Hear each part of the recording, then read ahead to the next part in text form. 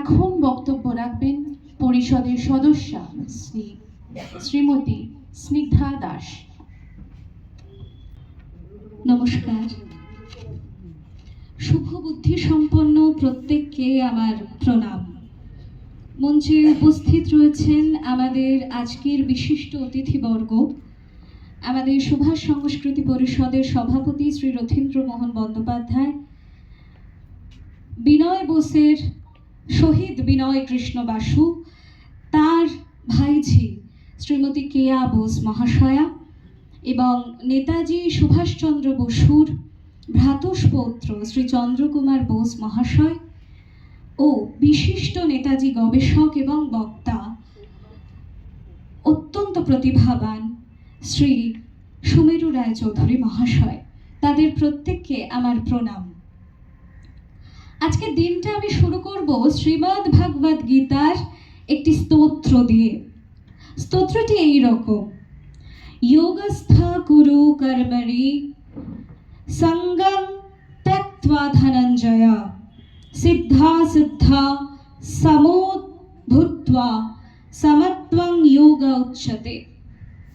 এর অর্থ, হে ধনঞ্জয়, হে পার্থ, তুমি একেবারে মোহ শূন্য হয়ে কর্ম করে যাও।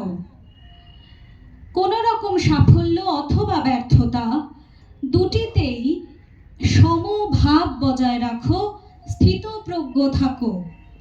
আজকের দিনটাতে গীতার এই স্তোত্রটি পাঠ করার কারণ, যার জন্মবার্ষিকীতে আমরা সম্মিলিত হয়েছি তিনি এই কথাটির এপিটমি ছিলেন। 23 জানুয়ারি নেতাজি সুভাষচন্দ্র বসুর 129তম জন্ম জয়ন্তীতে আপনাদের অভিবাদন জানাই। আজকের এই জন্মদিনে আসার সময় আমার মনে যে কারণে উদ্বেগের সৃষ্টি হয়েছে, জন্মদিনে আসার জন্য আমাদের প্রত্যেকেরই উচিত সাধ্যমতো নিজেদের হাতে একটা উপহার নিয়ে যাওয়া সুভাষচন্দ্রের জন্য বা যার জন্মদিন তার জন্য। কিন্তু আজকের নেতাজি সুভাষচন্দ্রকে আমরা কি উপহার দিতে পারি? আমি কি উপহার দিতে পারি? টিভির পর্দায়, চায়ের টেবিলে নিষ্ফল বাঙালি ডিবেটস, রাজনৈতিক বিভাজনে মত্ত বাংলা, নাকি সাম্রাজ্যবাদের একটা কফিনের উপর দাঁড়িয়ে থাকা আধপোড়া একটা বিশ্ব?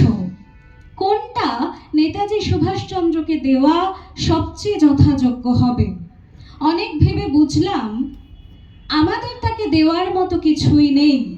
যদি আমরা পারি তার চরিত্র, তার আদর্শের সিকিভাগ গ্রহণ করতে, তাহলে তিনি অন্তত একটু শান্তি পাবেন। আজ তাই যুব হিসেবে আমার প্রতিপাদ্য বিষয় মানুষ সুভাষচন্দ্র। কয়েকটি ছোট কথা বলবো, ছোট ঘটনা বলবো। 15 বছরের কিশোর সুভাষচন্দ্র তার চিঠিতে মাকে লিখলেন, মা, তোমার এই দেশের জনগণ দুঃখে যন্ত্রণায় জর্জরিত, অন্যভাবে সর্বোপরি ধর্মের অভাবে তারা একেবারে ক্লেশে ভুগছে, তারা নরকের অগ্নিকুণ্ডে দাহ হচ্ছে। তুমি কি তাদের এই দুঃখ যন্ত্রণা দেখতে পাচ্ছ না? মনে রাখবেন, সুভাষচন্দ্রের ধর্ম মানে মন্দির মসজিদের ঝগড়া নয়। সুভাষচন্দ্রের ধর্ম মানে রাস্তার পাশে পড়ে থাকা উলঙ্গ ভবিষ্যৎ, কলেরা বসন্ত মহামারীতে আক্রান্ত একটা জরাজীর্ণ ভিখারি, তার সেবা করা। সুভাষচন্দ্রের ধর্ম মানে আত্মান মোক্ষার্থং জগদ্ধিতায় চ, নিজের মুক্তি এবং মানব সেবা।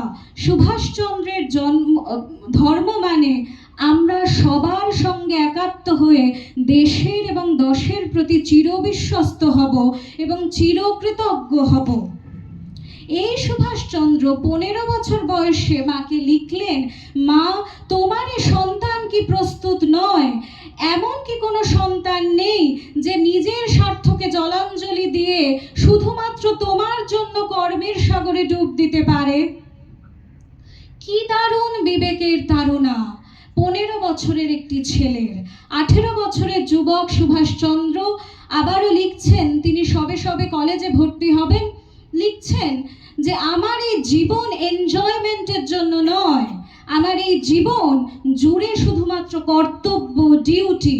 এই কর্তব্য মানবতার, মানব সেবার।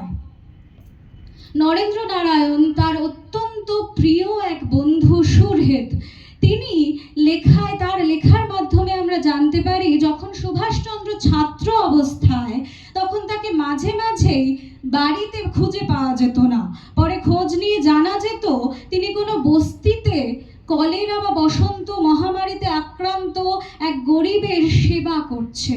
আমরা এই গরিব শব্দটা খুব ব্যবহার করি, তাই এই শব্দটা বললাম। আমরা মানুষেরা অর্থের গরিবত্বকে বড্ড গুরুত্ব দিই, কিন্তু মনের গরিবিয়ানাকে আমরা খুব সহজেই দৃষ্টিগোচর করতে পারি না।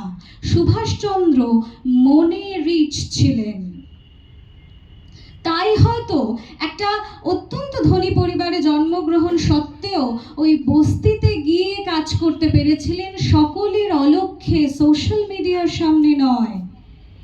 পরবর্তীকালে আমরা দেখতে পাই তার সারা জীবন জুড়ে অনেকেই সুভাষচন্দ্রের জীবনের এই অধ্যায়টিকে খুব গুরুত্ব দেন যে তিনি আধ্যাত্মিকভাবে অত্যন্ত সক্রিয় ছিলেন। শুধুমাত্র তাই নয়, সাধু সঙ্গ করেছেন, সাধুর জন্য ঘুরে বেরিয়েছেন, দীক্ষা নিতে চেয়েছেন রামকৃষ্ণ মিশনে, ইত্যাদি ইত্যাদি। কিন্তু এই মানুষটা, যিনি মানুষের দুঃখ যন্ত্রণায় কাঁদতেও পারতেন, তিনি কলেজে নিজের বন্ধুকে প্রহৃত হতে দেখে ইংরেজ সাহেবের হাতে রুখেও দাঁড়িয়েছিলেন। এতটাই প্রতিরোধ করতে পেরেছিলেন, প্রথমবারে ওয়ার্নিং পান, দ্বিতীয়বারে ওনাকে বহিষ্কৃত করা হয়। দিলীপ কুমার ঘোষ তিনি লিখছেন, তার বন্ধু স্বামী পূর্ণাত্মানন্দজি মহারাজকে লিখছেন যে কলকাতা বিশ্ববিদ্যালয় থেকে বহিষ্কৃত হওয়ার পরও সুভাষচন্দ্র সেবক দল তৈরি করে দুঃখী, দরিদ্র, মূর্খদের সেবার জন্য নিজেকে নিযুক্ত করেছিল।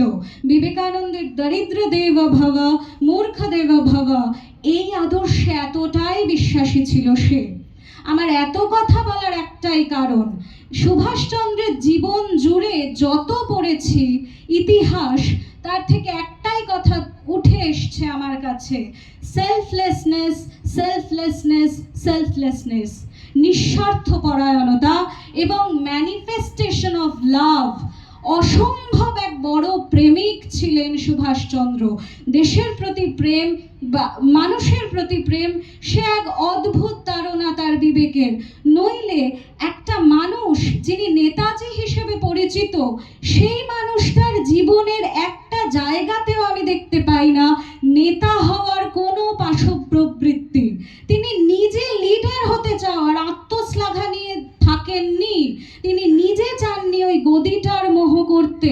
শুধু কাজ করে গেছেন, লোকের অলক্ষ্যে কাজ করে গেছেন। জীবনের শেষে এত কাজ করেও বলতে হয়েছে, আমি জনসাধারণের চোখের অন্তরালে থেকে সারা জীবন কাজ করে যাব। তারপর ঈশ্বর বলে যদি কেউ থাকে, পৃথিবীতে সত্যের যদি কোনোদিন প্রতিষ্ঠা হয়, তাহলে আমার কথা দেশবাসী একদিন না একদিন বুঝবে। কোনো চাহিদা নেই। সুভাষচন্দ্র যখন দেশ ছাড়লেন 1941 সালে, তখন তিনি কিন্তু রাজনৈতিকভাবে অত্যন্ত সফল। 1921 সালে রাজনীতিতে যোগ দিয়েছেন। 1924 সালে অল ইন্ডিয়া কংগ্রেসের তিনি তিনি ক্যালকাটা কর্পোরেশনের চিফ এক্সিকিউটিভ অফিসার নিযুক্ত হয়েছেন। তারপরে 38-এ জাতীয় কংগ্রেসের সভাপতি হয়েছেন, 39-এ পুনর্নির্বাচিত হয়েছেন।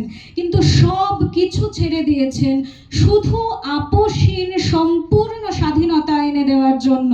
মেরুদণ্ড ভাঙা, সর্পিল, আধখাওয়া একটা ভারতবর্ষ সুভাষচন্দ্র চাননি বলে প্রধানমন্ত্রিত্ব করতে যাননি তিনি। তিনি চাইলে পারতেন, কারণ তার পিছনে জনগণ ছিল, তার পিছনে গোটা ভারতবর্ষ ছিল। তাই সুভাষচন্দ্রকে আমার এই পরিষদের পক্ষ থেকে, যে পরিষদ কোনোভাবে রাজনৈতিকভাবে কোনো দিন চায়নি, রাস্তায় নামেনি, যে পরিষদ শুধুমাত্র সুভাষের সংস্কৃতি নিয়ে বেঁচে আছে, সেই পরিষদের একজন হয়ে অত্যন্ত ছোট একজন কর্মী হয়ে বলছি, আপনারা সুভাষচন্দ্রকে গ্রহণ করুন। আমরা বাঙালিরা বড্ড ইতিহাস প্রিয়, ইতিহাস ভালোবাসি আমরা, এবং ইতিহাস অনধিগম্য নয়, বইয়ের পাতায় সমস্তটা আছে। যেটুকু নেই আমাদের গাইড করার মতো বড়রা রয়েছেন, কিন্তু বাঙালি জাতটার যেটা অভাব, সেটা ডে টু ডে লাইফে আদর্শগুলোকে ইতিহাসের পাতা থেকে তুলে অ্যাপ্লাই করা। সুভাষচন্দ্রর জন্য কাজ করতে হলে, সুভাষের কাজ করতে হলে কলকাতার মেয়র হতে হবে না। সুভাষের কাজ করতে হলে 90 দিন সাবমেরিনে করে জাপানে যেতে হবে না। সুভাষের কাজ করতে হলে রাস্তার পাশে পড়ে থাকা যে গরিব ভিখারিটা আছে তার দিকে তাকিয়ে নাকে রুমাল চাপা দিয়ে সরে যাবেন না। তাকে সাহায্য না করতে পারুন, সম্মান করুন। সুভাষচন্দ্রকে শিখে নিষ্কাম কর্ম, নিঃস্বার্থ প্রেম যতটুকু সম্ভব করার চেষ্টা করুন। সেটাই সুভাষের কাজ। আজ তাই শেষ করব এটা বলে, এই প্রার্থনা করে ঈশ্বরের কাছে তথা ভারত মায়ের কাছে, আজকের দিনের গর্ভ থেকে সুভাষচন্দ্র জন্ম নিক প্রত্যেকটি বাঙালির হৃদয়ে। সুভাষচন্দ্র জন্ম নিক প্রত্যেকটি অভয়ার প্রহরী হয়ে। সুভাষচন্দ্র জন্ম নিক আবারও আমাদের সমস্ত সাম্রাজ্যবাদ স্বার্থপরতার কবরের উপরে দাঁড়িয়ে। সুভাষচন্দ্রকে যেন হৃদয়ে ধারণ করতে পারি আমরা। সুভাষচন্দ্র স্বামীজির শিষ্য হিসেবে নিজেকে সব দিন বলেছেন, তাই স্বামীজির 4টে লাইন বলে আমি শেষ করব আমার কথা।